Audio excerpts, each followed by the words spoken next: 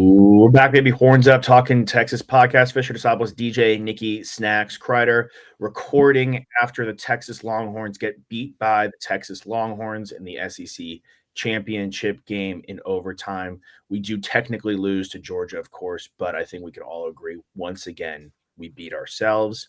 We are now the 5th ranked team in the college football playoffs. We open up in Austin in a couple weeks against the Clemson Tigers, who just won the ACC championship in a thriller against SMU, where their kicker stepped up and delivered on what he was supposed to do as a freshman.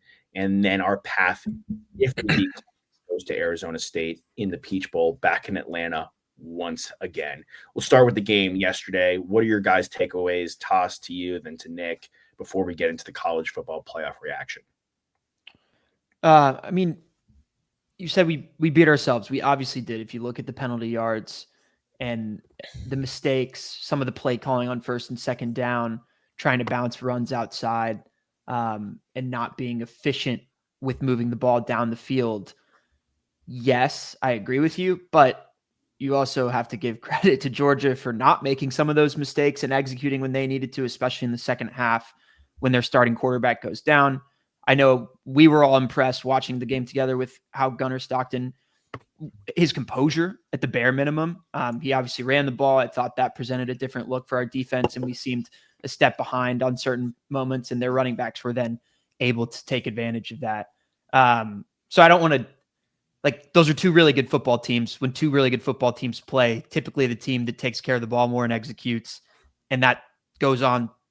Special teams is a huge part of that. And obviously that was something that we didn't do yesterday that Georgia did do. And so it was a backyard brawl like we thought it was going to be. It was a slugfest like all three of us and Quan expected it to be. I think that that's a team that we have the capability of beating. We played them twice and we haven't at this point. I felt going into this that I didn't want to see a team 3 times, but after losing twice to them, I really want to see them a third time. And I feel it's almost a necessity. And obviously the way that the committee ended up with the bracket here, if Georgia takes care of business and Texas takes care of business, we would see them in the national championship at Mercedes-Benz. Of course, I'm getting ahead of myself, but those are things that the committee looks at. Those are things that all college football fans look at. And I saw a lot of people, we don't always agree with his takes, JD Pickle. But, Nick and I were talking about him a few weeks ago, and he said that felt like the national championship, that game. And in a lot of ways, I thought it did. I mean, both those teams clearly competing to win. That game meant so much for the narrative of Kirby Smart, his hold on the SEC, or the up-and-comers Texas. They get it in year one. Everybody who's not Texas is moping about their strength of schedule. And if we were able to do it, take care of business, we would have sent a really big message, I believe. But we weren't able to. We fell just shy. But an overtime game, objectively, as a fan of college football and as a fan of the SEC, you have to be thrilled with what you got in that matchup. Subjectively, as Longhorn fans, it was a heartbreaker. My palpitations throughout the entire game, but tons to learn from in this one.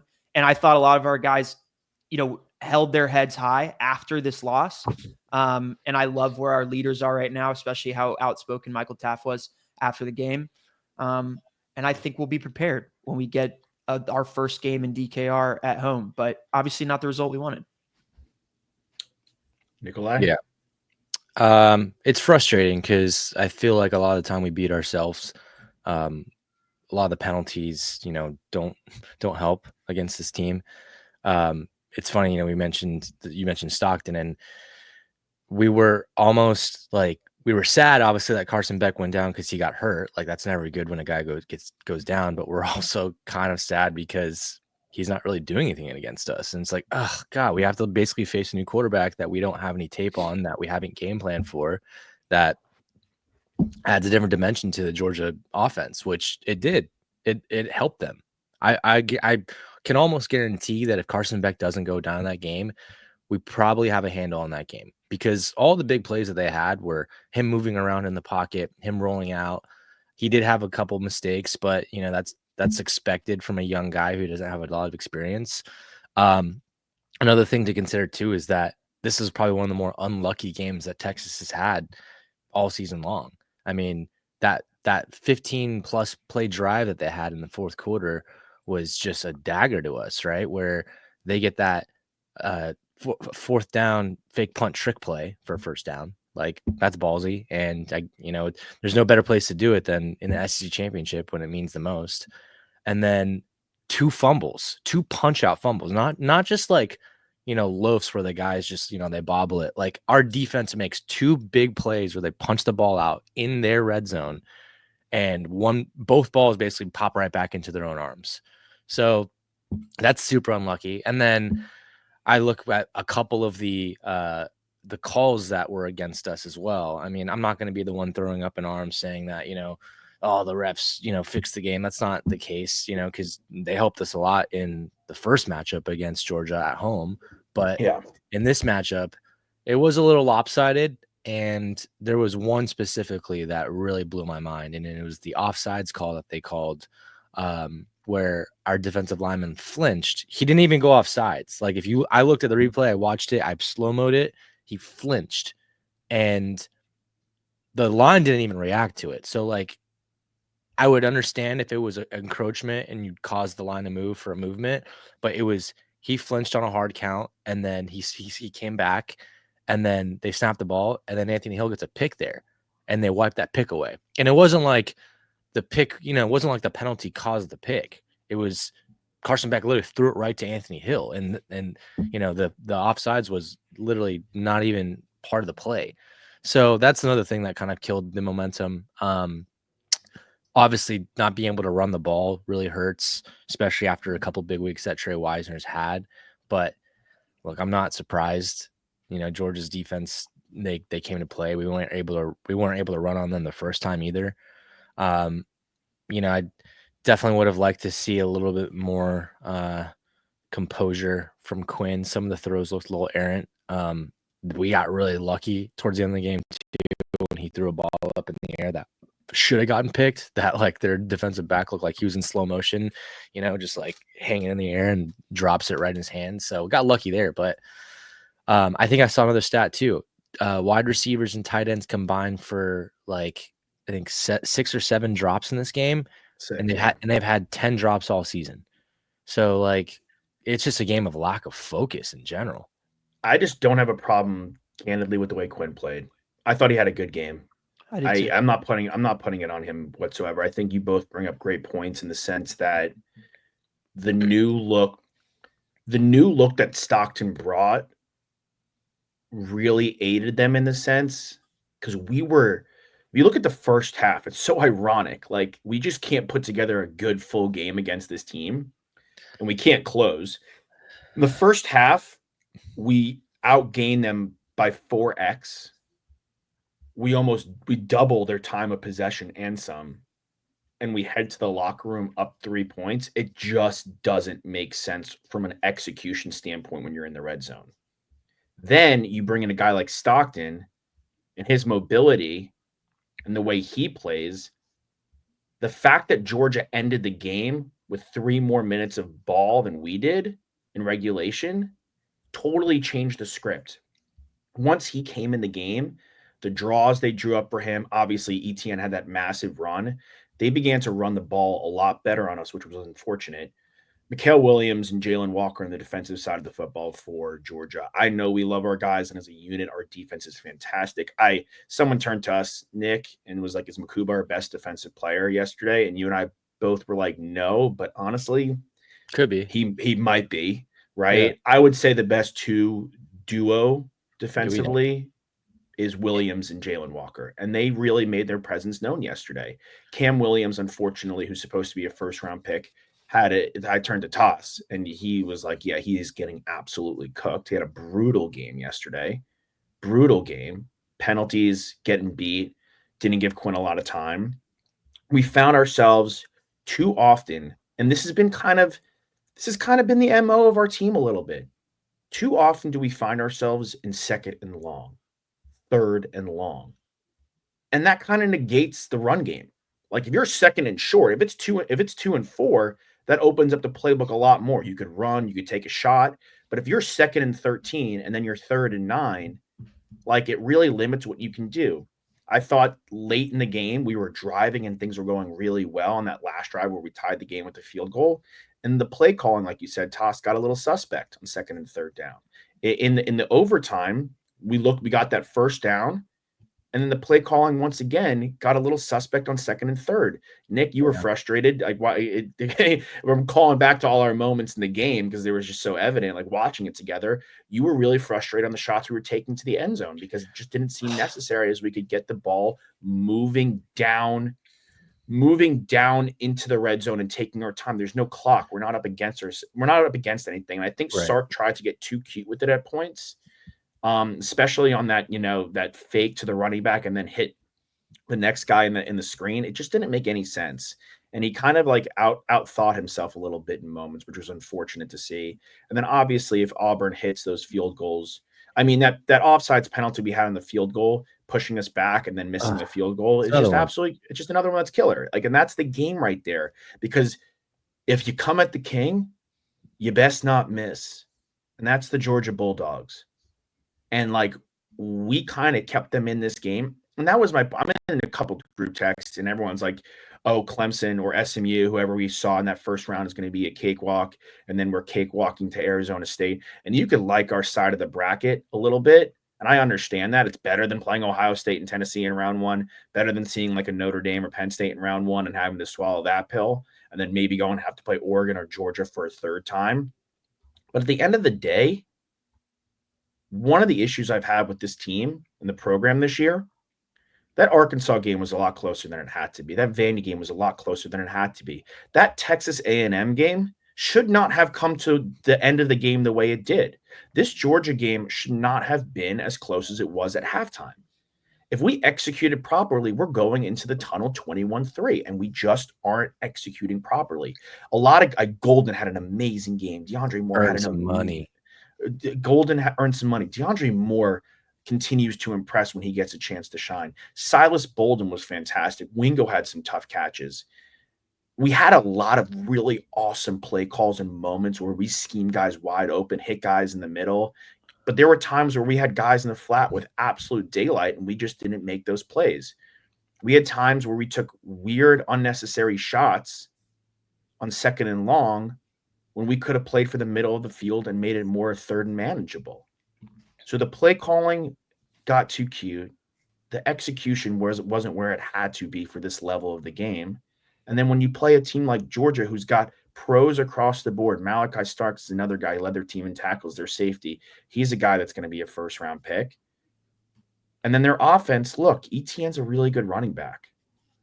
Like, this is a team that's been there before and won the SEC championship before. You cannot have this lackadaisical game against this team, game in and game out. And we've seen it twice now from our program. Yeah, the plays at the end of the game were really frustrating because if you look at how you were able to get big chunk yardage and have success against this defense all game long, we were hitting crossing routes, right? We were hitting guys, downfield, on double moves. Like, there wasn't a ton of yardage that was gained by going deep downfield, except for maybe like one great catch by Golden.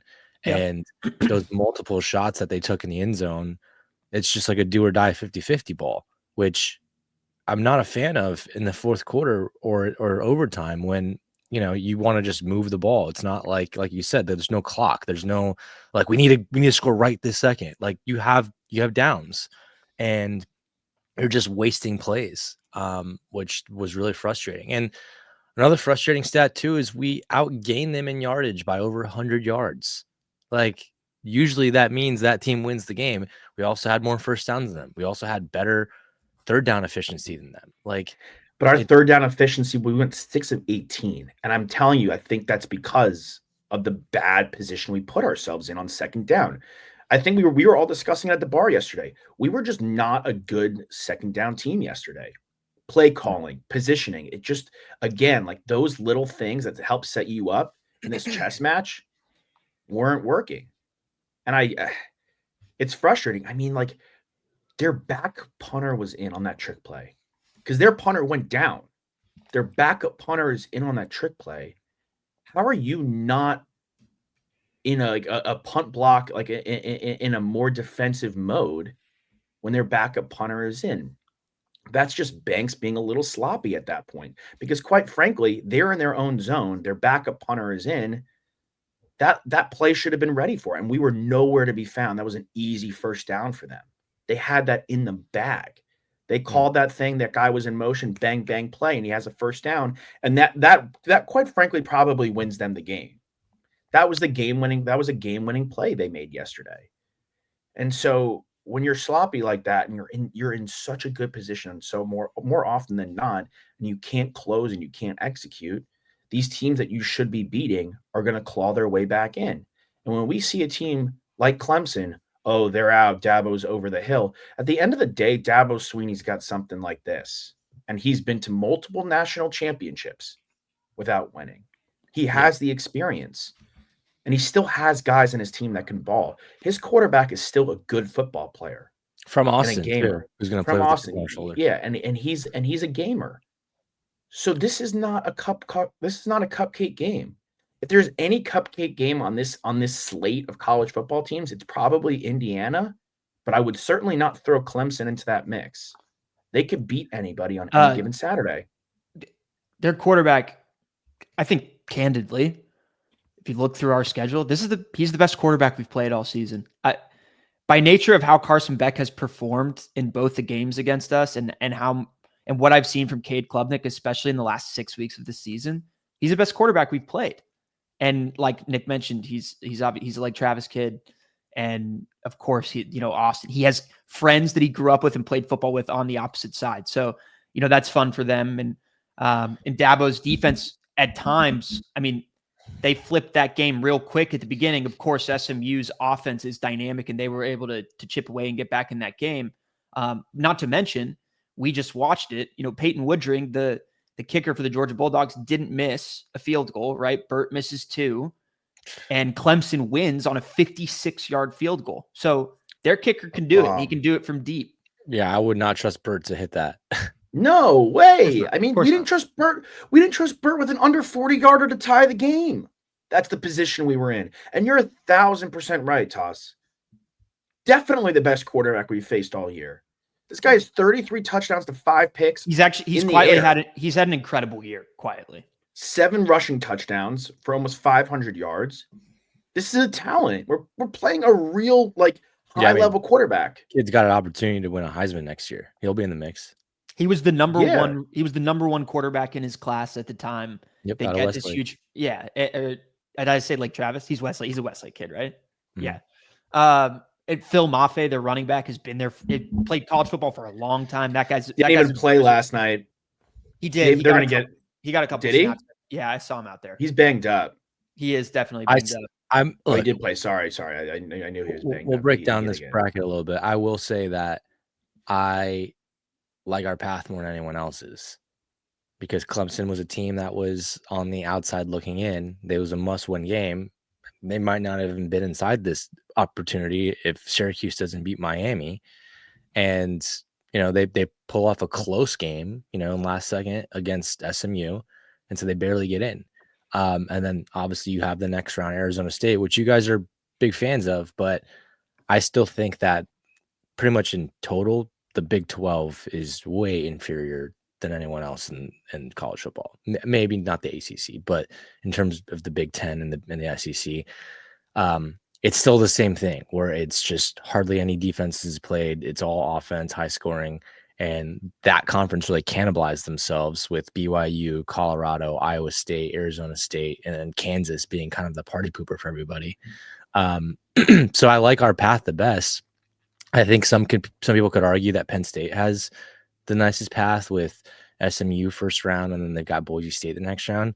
I don't want to see Boise State because, yes, they are, one of the, group of 5 teams that are in here, but you look at their schedule and they have not missed a beat all season. The only loss they had was at Oregon by 3 points. They've played good defense all year long. They've got maybe the Heisman Trophy winner in Ashton Jeanty. And talk about not seeing a quarterback. We have not seen a running back like Ashton Jeanty. No one has, because the only people who have are the teams that played against him this season. I don't want to see that kid. I want someone else to take care of that for me, because It's not about just like, oh, our defense will shut him down. We've watched film on this kid all season long.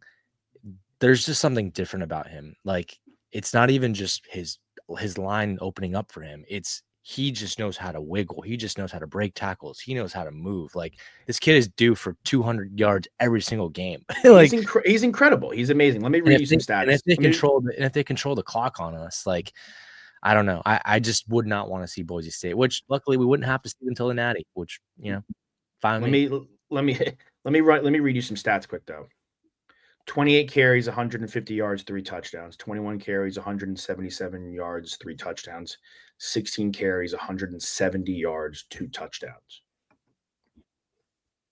That's Cam Skattebo from Arizona State. Second in yards after contact in the nation as a running back. So we're going to have to face it. I am dynamic just runner. Saying they are on fire, man. Their head coach is a lunatic. Their head coach is a lunatic. They dominate. All the conference championship games were close, really good games, except that game. They dominated. And we love Matt Campbell too. We know we love Matt Campbell. Not to mention, Iowa State had 2 1,000-yard wide receivers, a team that had success passing the football, which is abnormal for Iowa State. Obviously, we know that typically they want to run between the tackles. They want to time possession you to death and play good defense. What was that kid they had really quickly? They had that kid Hutchinson, remember? Xavier Hutchinson, he was nice. Yeah. Sorry to cut you in your train of thought, but I had to call him out as like the one wide receiver that gave us work consistently. This year they've relied on their wide receivers. They only put up 19 points against Arizona State, and they throw for 214 passing yards, which isn't, that's they threw for something, but it wasn't enough clearly to even keep them in the game. And Arizona State ran for 245 yards on them on the ground, and that was an Achilles heel of this year's Iowa State football team. So I think a lot of people looked at that matchup and thought that Arizona State could put in good work there, but I think they've got a lot of momentum right now. And I think that's the distinction. So does Boise State. Both of those paths for Penn State and for the Texas Longhorns are considerably easier than what Tennessee or Ohio State has to deal with. I just think that if you're Penn State, you get to play SMU and then you get to play Boise State. And look, they're going to be favored in both those games. There's one thing we know about James Franklin. He takes care of matchups where he's the favorite in. So, yeah. and he doesn't have to play a former national champion, Dabo Swinney, and so it's not an easy draw for us. I like that we're being tested. You want to be tested at this point. Like, everyone's going to have an opponent across from them that thinks they can go all the way. But ultimately, I think that if you're realistic about it, you look at all 12 teams in this playoff and you know that they're not all at the same level. And we have a real chance to prove that at DKR in this matchup. And I hope we do. Yeah. Yeah. I mean, look, it's on one hand, you want the easier matchup. On the other hand, I mean, look, if you look at it like March Madness, like there's a reason some of these 7 seed, 10 seed, some of these teams get hot. Like, having a tougher matchup from the jump, or like for maybe the better example is the play-in teams. Like, why do those teams always go on like a run, or like statistically go on a run? Because they get that big game out of the way early. Yes, you want the bye. That's a given. But the glass half full viewpoint of not playing, getting the draw of SMU or Indiana, which is the quote unquote easier path. Clemson, I believe, is a great program, big name program, has a great head coach, like we're saying, has a great quarterback, like we're saying. And that is if you could beat Clemson at home and get your college football playoff started, that's a great momentum builder, in my opinion, versus like, okay, like SMU, if going into the SMU game or Indiana game, like all the pressure is on us. It's still a ton of pressure on us. We're the home team. We're the better team against Clemson, but it's still the Clemson Tigers. If you lose to Indiana Hoosiers at home, yeah, I'll never live that down. You never do that, but that's the college basketball equivalent of that is like when you're Duke and you have Lehigh in the first round. Lehigh's nothing to lose. Indiana, it's a little different. I mean, that's Indiana has nothing, but they beat them. Indiana has nothing to lose. Indiana's like that's like the savings grace for them. I don't think that's necessarily true because if they lose, if Notre Dame beats Indiana, which is a really fun matchup in state, super cool. But if they beat them, everyone gets to point at Indiana and say, sit back down. You had no right to be talking the entire season. This is why nobody They're already believed. saying that, though. I know, but it gets affirmed when it happens on the field. I also as well think that you do have stuff to lose when you make the playoff. Like, I mean, you want to win. The tournament's a little different, where it's like you're the 16 seed, your chances are super slim. You know what I mean? Like, you're just there to win a game. Like, if you win a game, your tournament has been made. But if you're in the college football playoff, like, and you're in this first 12-team playoff system, like, yeah, everyone has something to lose. They want to continue to go. You know, like, you've made it this far. Your season's over once you lose. I don't think it's the same as, like, you know, Georgia playing against, you know, the Mississippi State this season. Like, Mississippi State has nothing to lose. That's nothing to lose.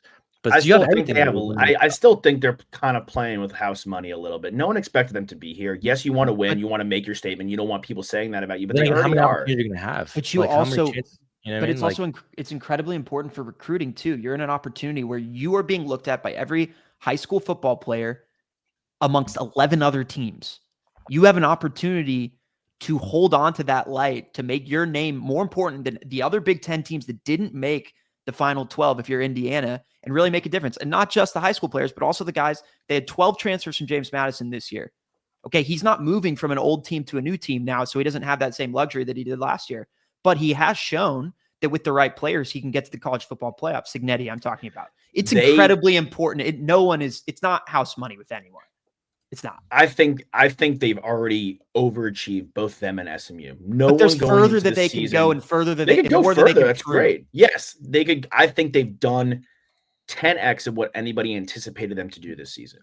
No one anticipated Indiana and SMU to be in this position. They're overtouched. Like, what the opening line for them, Indiana is plus 9.5. SMU is plus 8.5. Like, they're plus 260 and plus 250. They're underdogs. Like, if you get walloped, yeah, that's not a great look, of course. But at the end of the day, like, no one expects you to win. No one thinks that Indiana's going to beat Notre Dame. But getting walloped is a really big deal because we don't know how they're going to tweak this system. And now all you have, if you're SMU, is one appearance. If you lose by 24 points, all you got is one appearance and one loss in the first round by 24 points. And the next time it's between you and another team, that could affect you. You don't know how they're going to go about doing this. It should. That's very fair. I do think that there's the difference between college football and like professional sports. The teams are constantly changing. SMU could stack games on their schedule that makes their SOS stronger. Did it with Indiana because they're now a more appealing team to play. I'm not saying it's like adding Ohio State to your schedule, but there are teams that are going to add Indiana. They're going to add SMU to their early on schedule because they're now in that pedigree of teams that can make the college football playoff. So I think things change a little bit. I don't think that they're going to – if Indiana gets, bushwhacked by Notre Dame, I don't think that it's going to, hurt them for the next 5-6 years because things change in college football drastically year in and year out. I don't think it puts a massive blemish and black spot in their program. I think realistically they do change, but I think there's a lot of people, and I can imagine there's people on the committee that aren't acknowledging that change year to year in the way that they should always. I would say based off of the rankings prior to the conference championship, that was a massive indicator because in my opinion, based off of the football that was played and the season that Alabama has put forth, there was no reason that they should have been a top 12 team and they were. And I think a lot of that had to do with past performance. There's a reason they should have been a top 12 team. Like, you can make the argument that they should have been. I think it's a pretty faulty argument, though. Losing 2 weeks ago to an Oklahoma team by 3 touchdowns. They have bad losses, but they beat the number 2 team now, the SEC champion. But that wasn't the case. They went into Baton Rouge and crushed them. You can't call them the SEC championship when the ranking prior wasn't that. We weren't at that point yet. They had a win against a Georgia team who was not that the was top going team. to the SEC championship. Correct. It's the number 2 team in the SEC going into it. I'm just saying, like, it's easy to defend Alabama because they're Alabama and they have the pedigree of being Alabama. And we talked about it before. South Carolina. No one was talking about South Carolina at the beginning of the season, and guess what? They weren't in that. They weren't ranked ahead of Alabama in that scenario, and neither was Ole Miss, even though people were talking about Ole Miss at the beginning of the season. So we were shown by the committee that the name brand meant more to us. it was completely up in the air until this morning. A lot of people believed, and the way that Reese Davis was talking about it, I was like, oh my gosh, they're about to put Alabama in this and go back on their word. And they didn't. They put SMU in, which to me, I respect because that's what they told us they were going to do. And I think they ruffle less feathers because they put SMU in. Do I believe that SMU is a better football team than Alabama, South Carolina, or Ole Miss? Personally, no. But I'm not a committee member and I don't have a vote. Well, if we want this to be, well, based off of what they told us, you can't take them out. If we want this to be the top 12 teams, the system will have to be completely reworked. Right now, we have a system that gets us 12 teams. And I think based off of what they told us and how they ranked throughout the season, they gave us the right 12 teams.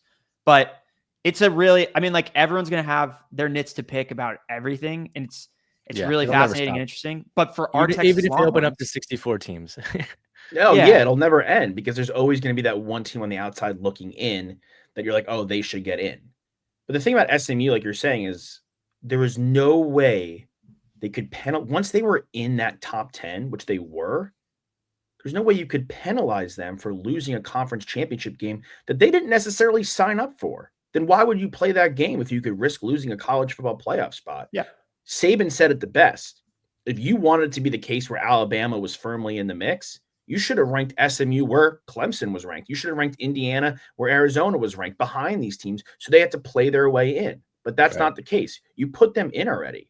So they're like, they're like, okay, if you want to depend on how the game goes, they lost in a bomb of the field goal with 3 seconds left. You can't kick them out at that point.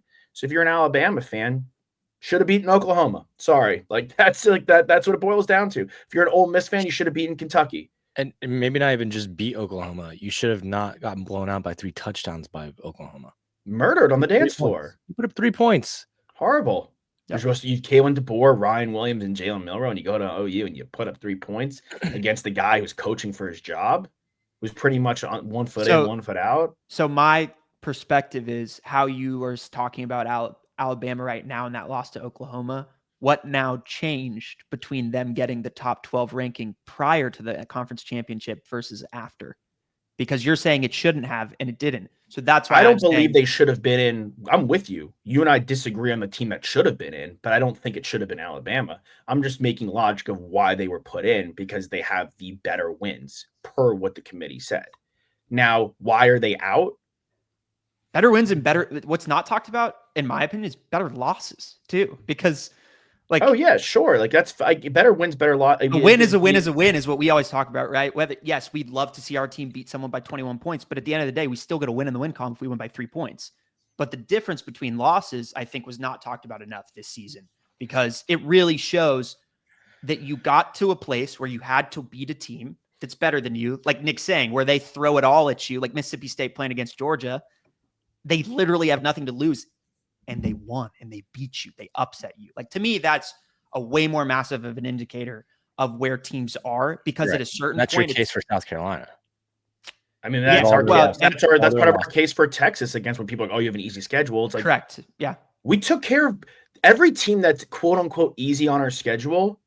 Go down the line. Michigan beat Ohio State at the shoe in a must-win game for Ohio State and Ryan Day. Kentucky beat Ole Miss. Vandy beat Alabama. Arkansas beat Tennessee. Every quote-unquote best team in the SEC gave up these gimme games. So we shouldn't be penalized for taking care of business. I mean, that's just a whole other can of worms that people will continue to throw at us.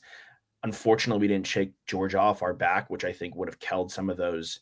Guess what?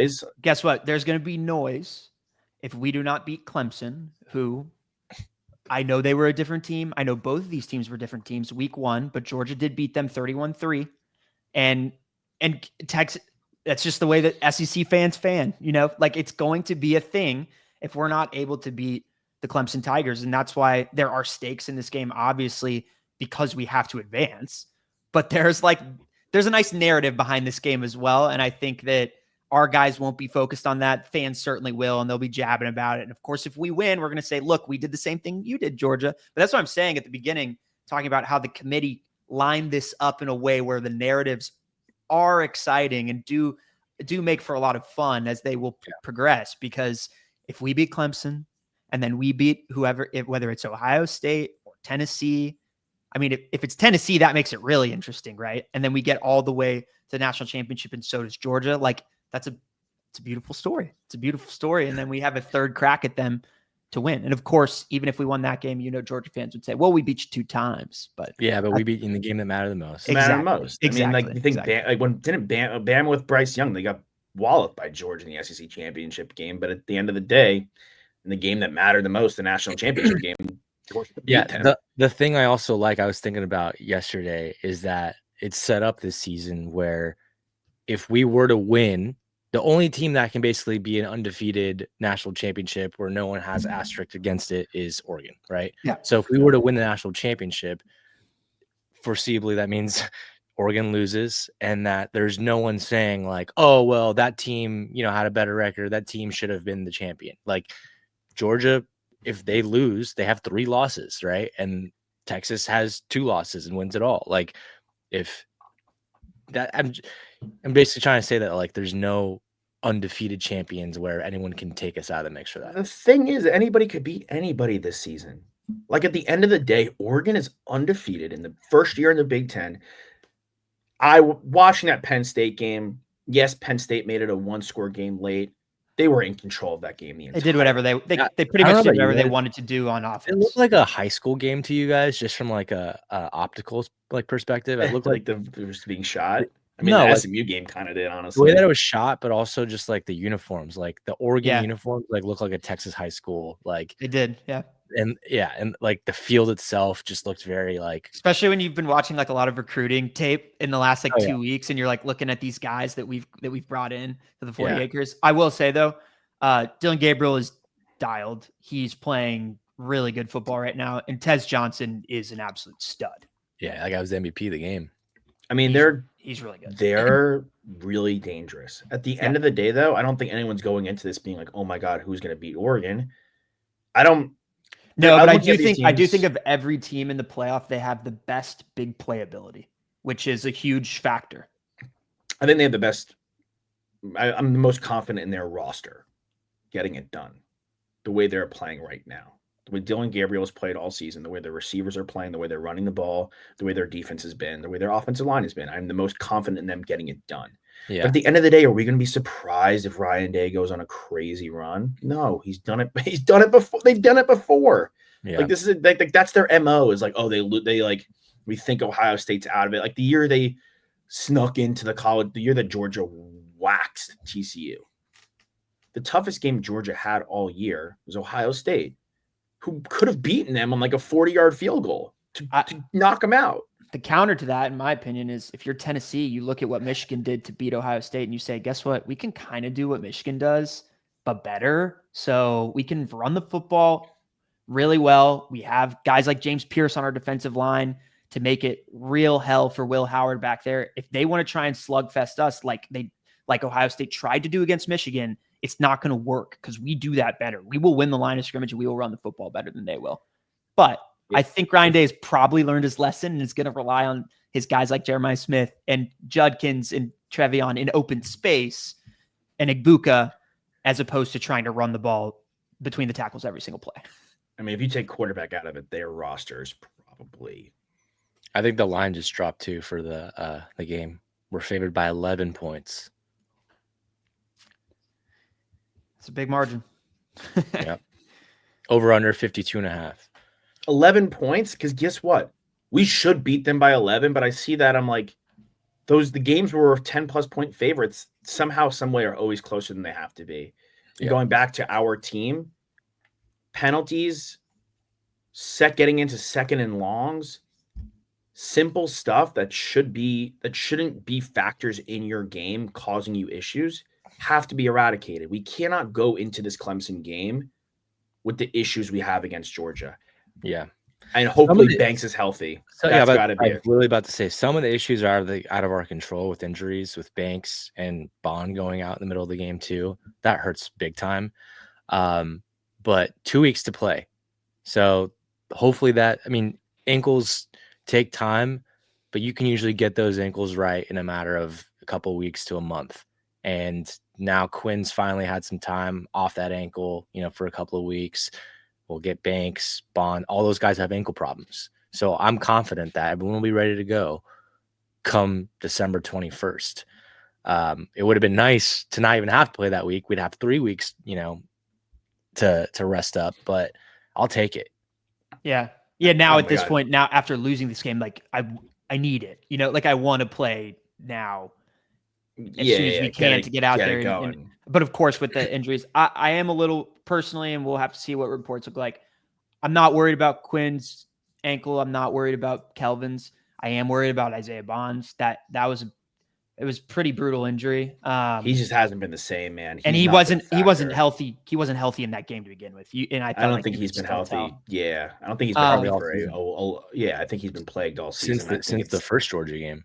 Yeah, I think it's been a massive issue for him for sure. I mean, and it's unfortunate because he's another guy, like we talk about stock all the time. Like he's another guy whose stock we want to see continue to rise. Right. And it's so crazy. Think about this. If Kirby Smart just took a knee and went into half, we might have won that game. Yeah, Carson. Yeah. Well, I mean, they wouldn't have done that. They're on their own territory. Like that's every coach is going Hail Mary in that situation. I will say though, it's less about that and the hypothetical of what could have been if Carson Beck stayed in that football game. It was heartbreaking to see his mom and his sister also on the sideline. So sad. It sucks. What if we housed that fumble though? Damn. That would have been huge. I mean, if Jalen Gilbo picks up that block on the Jade interception, that's huge. It's hard to criticize those kind of plays because our guys made initial plays and the follow through wasn't there. And we saw, of course, it's easy to see when your broadcast view, if this had happened, we could have gotten 6 there.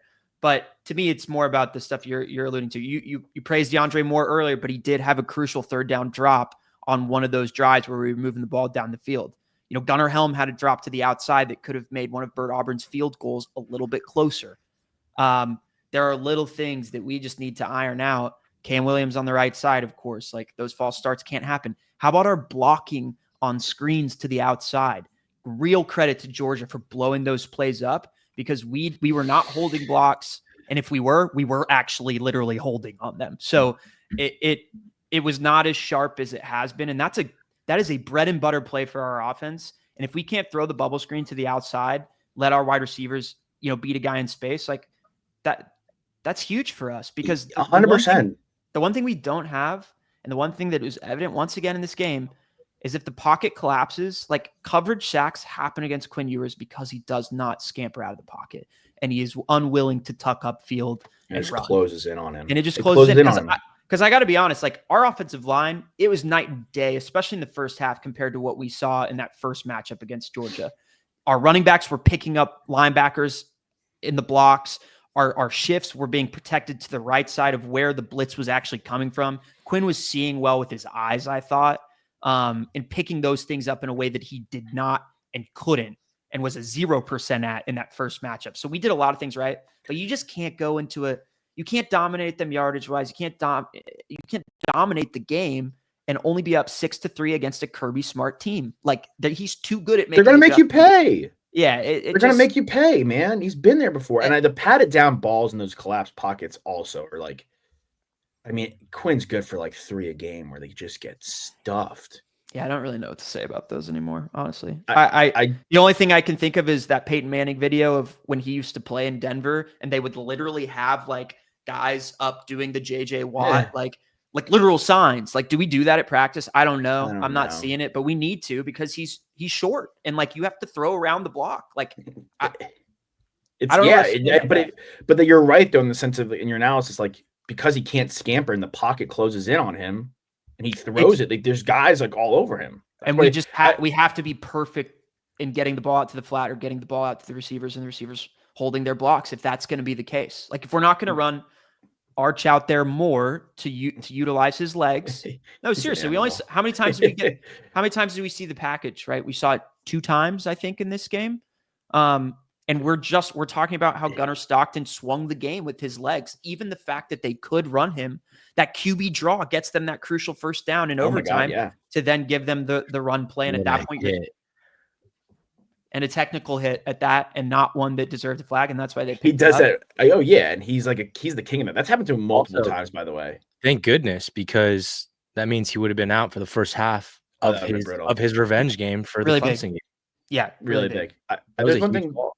Yeah, one thing I want to say, T, when you're talking about the screens not working as well, and I agree they didn't work as well as they did yesterday. I give as much credit to Georgia as I do to us not executing on those plays. For sure. They again were well They were in prepared. the They knew match. they knew what they were dealing with 100%. I will say there was times where like Nick and I had turned to each other at points and we're like, why is this play so slow developing? I think we both kind of had that frustration at moments on different plays. Like I just felt the screenplays were like very slow developing, or like, why are you faking to a guy there? Like, Well, there just was get one- the ball and get it out, man. There was one in overtime where it was this was the one that blew my mind. It was pump to this side, and then like let's throw it deep.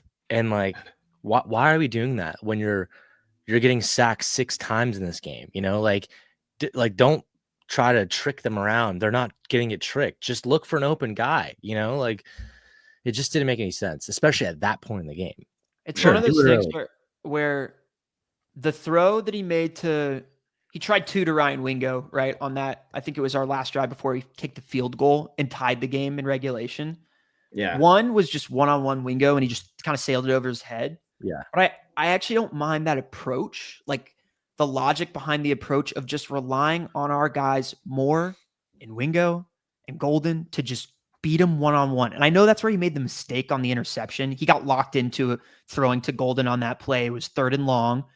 And that's why we can't be in those situations, because it just makes it that much easier for the defense to read what you're going to do.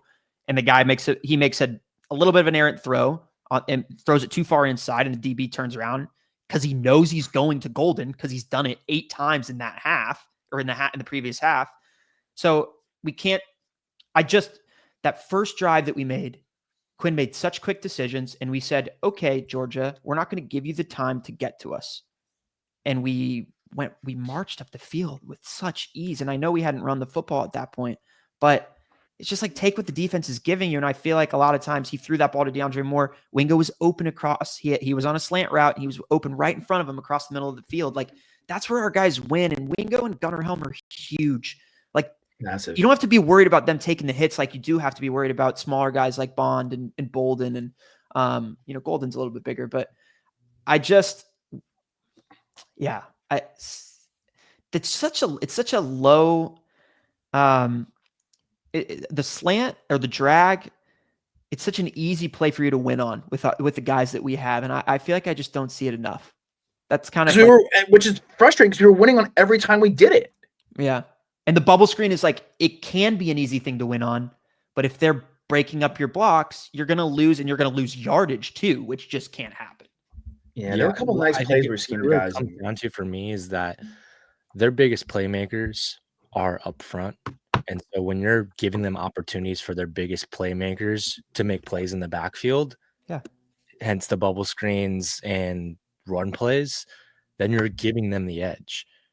I think that they really wanted to shut that down completely, right? They wanted us to go downfield, and we honestly were taking advantage of it early on with Matthew Golden to start the game. I mean, he was winning 50-50 contested catches. He was, beating guys on routes. Like, I just don't know why that was not continued in the game plan for him, for DeAndre Moore, for even Silas Bolden. It's just a little frustrating, but hey, live and you learn. Hopefully we get another crack at them. I hope. Like, you lose an OT, like you can beat. There is a path to victory against this team. I will say that OT game that they had last week against Georgia Tech seasoned them right up for OT for this week. They're like, hell no, we're not going 7 overtimes again. Yeah. Well, that goes back to maybe a point I made about the glass half full about no bye and a tougher draw than SMU and Indiana gets you ready. Like week 1, you got Clemson coming into your house. That is a marquee matchup.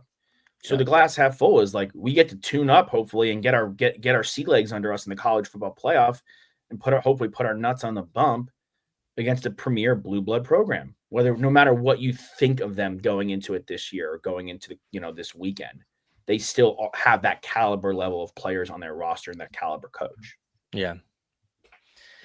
We shall see. We shall shall see. see. So if we do, just to line up the path for anyone who's listening, we play that first game at home, and then the next game would be where? The next game is That's going to be it'll be the Peach Bowl in Atlanta against Peach Arizona Bowl. State. And then after And then that, presumably, I'd say it'd probably be the Cotton Bowl, right, for us? yeah, Because it'd be between the Cotton Bowl and the Sugar Bowl. no, maybe? the Orange Bowl. The Orange Bowl, which would be in Florida. But Yeah, but I would I imagine- expect that if it's unless it's Tennessee, I and still don't think so because I think that they pick the higher seeded team and what they're closest to. okay, So if it's Oregon, then it will be the Bowl Cotton Bowl. Yeah, for 100%. And if it's Ohio State and Tennessee, it would also be. I think it's Cotton Bowl regardless. Because even if like Georgia gets there too, like that's Peach Bowl for them. That's right there. God, can you imagine having to go to Atlanta every single week? We have to go to Atlanta basically. Orange Bowl would be Florida, but Natty is also in Atlanta, so you have to go to East Coast every single week. I mean, that's better than if you're Arizona State and you have to go to Atlanta. That stinks. But you have the Fiesta Bowl in your backyard. and the finals also at Mercedes too. So there could be a path for Georgia where they get to play 2 games at Mercedes in this college football playoff, which is just an absolute luxury for them. And the third being in Florida, which is in their backyard. I mean, we could have some good games too. Yeah, Good for home sure. games too. Yeah, so interesting. It's not quite the same, but yeah. No, but lot to discuss as the weeks come. We'll get Q on this week to hear about his experience boots on the ground in that OT one, and then we'll talk Heisman coming up, and then obviously the college football playoff. Gentlemen, Fisher, Tosopoulos, DJ, Nikki, Snacks, Kreider. Get your horns up. We'll see you guys later. We'll see you guys another time. Hook 'em.